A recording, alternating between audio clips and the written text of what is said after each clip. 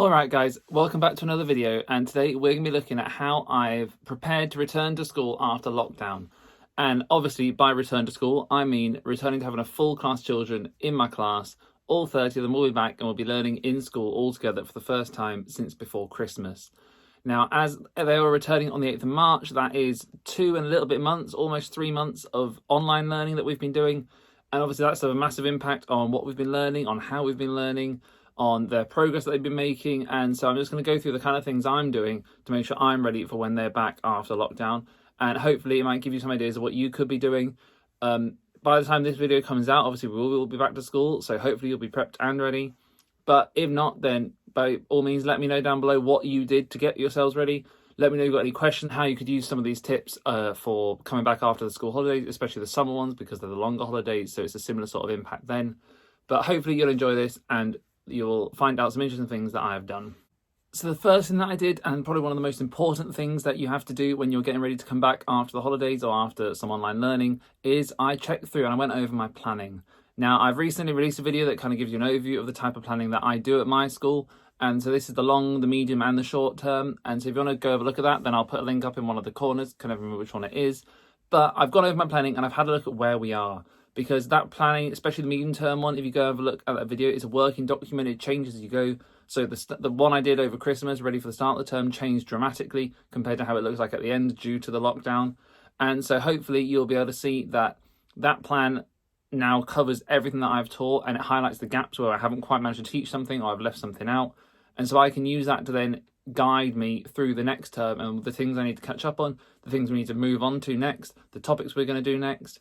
The long-term plan shows you what investigations we're going to be doing, what topics we're looking at in our next term. Our space topic that we have been doing is finishing the week of the last week of online learning. So the next week, the first week back with the children, we'll be moving on to a new topic. And we're also doing a bit of an art week at school, so that will be good as well. And I need to make sure I fit that in too. So first thing, and by far away the most important one to look at, is look at your planning and think, right, where have I gone? What have I missed? What have I got ready? And then I will get on with looking at how I can move that learning forward into the next term. One of the most important things I did during the online learning, and especially in probably the last 2 weeks, is I worked with myself and my TA, and we spent so many hours every day making sure the classroom is spotless.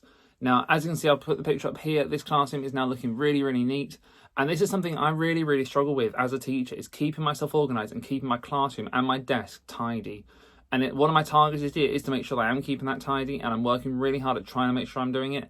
And my TA has been an amazing help, and she's brilliant at keeping me organised, reminding me to keep it going. And so hopefully this will be the year that I do that.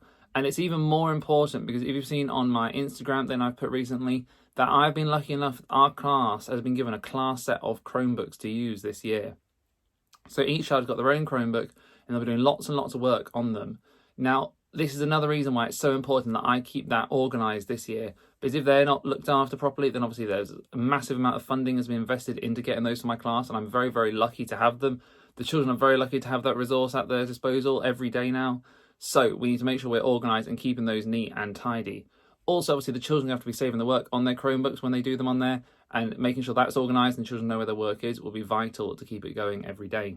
So definitely, I've made sure my classroom is organised, and as you can see from the pictures, it's looking pretty good at the minute. It's just about keeping that standard, and I want to make sure I have that picture somewhere saved so I can look at it every day and think, actually, this is what the class should look like every day. It's not something it should look like at the start and then it gets worse and worse throughout the term. I need to keep that standard up. So that's something I've been focusing on personally, is making sure my organisation skills are ready, I've got myself sorted, and I'm ready to go. The next thing that I've done is I've looked at ways I can make the next few weeks fun, because there's a lot of things we're going to have to do in the next few weeks, such as we're going to have to do our assessment week, and we're going to have to make sure the children know where they are in terms of what the work they have been doing, how much they've done, bits we've missed, bits we need to catch up. There's a lot of hard work ahead for those kids, but the important thing is their well-being has taken a massive hit over the last 2 months. And they've not been able to see their friends, they've not been able to go outside, they're not able to go do things, sports events that are missed going to school and having that kind of socialisation. So it's really important that I'm going to look at the next few weeks, making sure those topics are fun. So we've got an art week, which will be great fun. We're going to do a big class project, we're going to do some individual projects, we're going to do a written piece of work about this artist. So I'm trying to make sure that we can have a whole week doing that, and that'll be a nice way of looking into doing some work that isn't just sat doing work, doing catch-up, booster clubs, that kind of thing. we're looking at doing a science project. So we're going to be looking at how solids dissolve, do all solids dissolve, that kind of thing. So we can get some really good science projects going in there, some experiments, getting the kids active and getting outside to do them. And it's just different ways where actually, can you get them outside the classroom? The weather's getting a bit nicer, it's giving the sunshine out that window there. It's getting a lot nicer now. So it's really important to get those children outside and making sure they can get active and have a bit of fun with coming back to school. They're not coming back to school to sit and do tests. They are going to have to do some assessments because we have to do assessments every term. And it just happens that in the next 3 weeks, well, that's when we're going to be doing ours. But it's not just sat doing the assessments, it's getting the assessments done, doing your best, trying your hardest, and then once you've done them, we can go outside and we can do this experiment, we can do this project, that kind of thing, and they're all learning through it. It's not about just sat down and writing in books. So I'm definitely looking at ways I can make the curriculum over the next few weeks of really engaging, really exciting, and get the children hooked back into school. And one of the things I've done personally to make sure I'm looking after myself is I've made sure I've had a bit of fun. I've made sure I've looked after my well-being.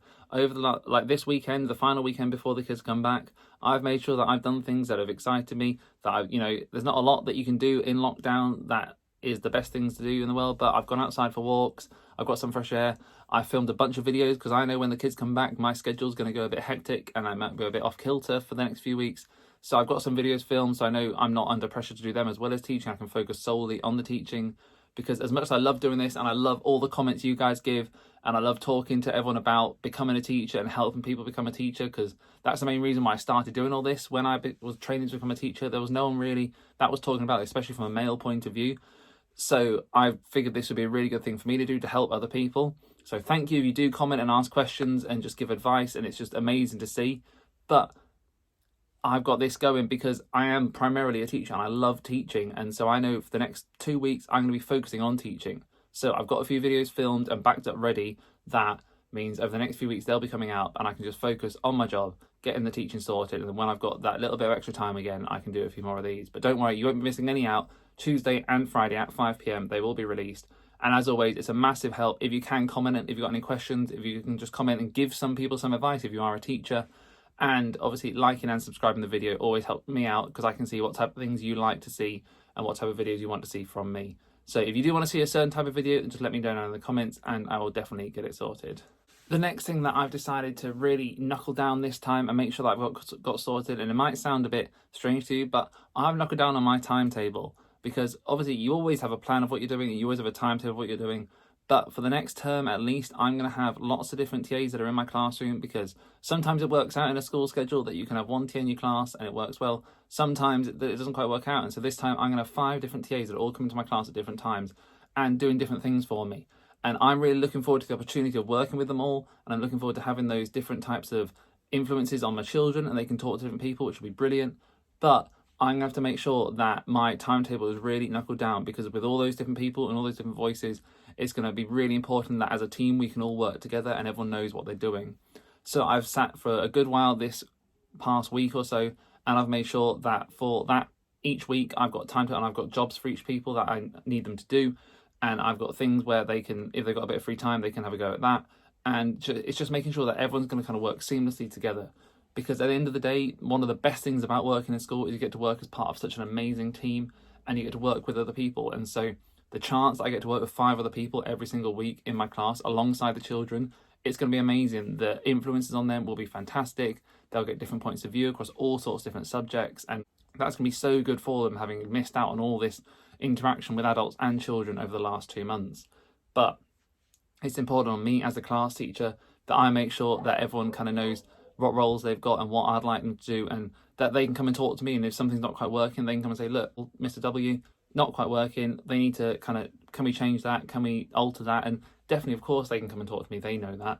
But it's just about making sure that you've got that kind of at the start, say, look, this is what I'd like you to do, can we try and get this sorted? And if it's not quite working, then we'll move it around. But definitely, I'm so looking forward to having those 5 different people all in my class, and we're just going to see how it goes. So timetable, got that sorted, got that nailed down, printed off on the wall, and everyone knows kind of what I'm expecting and what they need to be doing each day. The final thing I've done, and this is something that I've looked at for the next few weeks, is that as of now, before the kids are back, we have got 16 weeks of school left. 16 school weeks. That is 80 days that the children are going to be in school, minus any bank holidays, all that kind of thing. Now, that is both terrifying and quite exciting. It's exciting because my year 5 class in 80 days will be moving up to year 6, and that's brilliant for them. They'll be moving on up to the final year of primary school, ready to move up to comp. But it's also terrifying because we've got 80 days to all the talk about this catch up, all the talk about the government spending all this money on helping catch up, all the talk of possibly changing things. 80 days is all there is between now and the end of the year to help my year, my class, before they move on to a different teacher.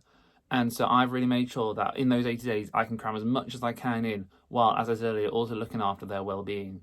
So it's not going to be a case of just cramming it all in and sitting in class and writing all day, every day. It's the case of how you can get those things worked in, cross-curricular, links to different things, building those links in their brains, and in a way that they're going to remember it. I don't want them to remember the last 80 days of working with me as 80 days of sat cramming, writing, powering through. I want them to remember them as 80 days of fun, 80 days of excitement, 80 days where they did a load of work and they worked really, really hard, and 80 days of learning what it's like to be a year 6. Because at the end of the day, next year, they will almost certainly be taking their SATs. They could be the first year in 3 years to do SATs tests.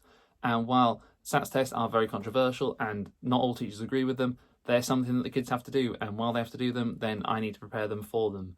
So it's about making sure that over the next 80 days, those children are going to have the best time, but also the most effective time, and they're going to work efficiently. They're going to get as much as they can done, and I'm going to help them do that. So I hope this video has intrigued you. I hope it's helped you. I hope that you might have some questions for me after it, because if you do, then please drop them in the comments down below and I will answer them. I make a point out of answering every single comment, every single question that is left for me down in the comments below, because I know as a teacher, part of it is all about networking. It's all about asking questions. It's all about talking to people. And so many people have helped me and given me advice over the last 3 years. So I'm making a point of making sure I can do it for everyone now. I might not reply straight away. I might reply within a few seconds if I'm online at the time. It might be the next day. It might be later on that week. But I will reply to every single comment as soon as I see it and as soon as I have the time to do it. So please, if you do have a question, then don't be afraid. Put a comment down below. As always, it really helps if you do like and subscribe. And I have left a link in the description because my partner and I have started our own little business called Wellbeing Gifts UK, where we are making little gifts, things out of resin, making chocolate boxes, and we are sending them across the country, across the world, to anyone that would like a little bit of boost and to put a smile on someone's faces. So the best ones we do are when people order them and they order them as surprises for someone else. So every single gift comes with a personalised note. So if you'd like to leave a little message when you put the order on the personalisation box, and then we will write that on the note and send it to the person that you want to send it to as a surprise. And the most important thing about it is that 5% of every single present goes to the charity Mind. They do amazing work in both mine and my partner's school, and we absolutely love the work they do. So we thought, you know what, we're in a very privileged position right now. We're very happy where we are, and so we are going to give 5% of every single purchase to charity. We've already raised a decent amount of money, and at the end of the month, we will be putting our first kind of post up of how much we have given. But just keep on going, guys. Keep on going. If you can buy something, then thank you very much for doing that, and thank you for raising that bit of money for Mind. If you can't, then just leave a like, leave a comment, help someone in any way you can. Comment on someone's comment that has asked a question if you know how to help them. It's always brilliant to see the teaching community kind of come together. So thank you very much for watching. And as I said, a new video every Tuesday and every Friday at 5 PM. All right, guys, I'll see you later.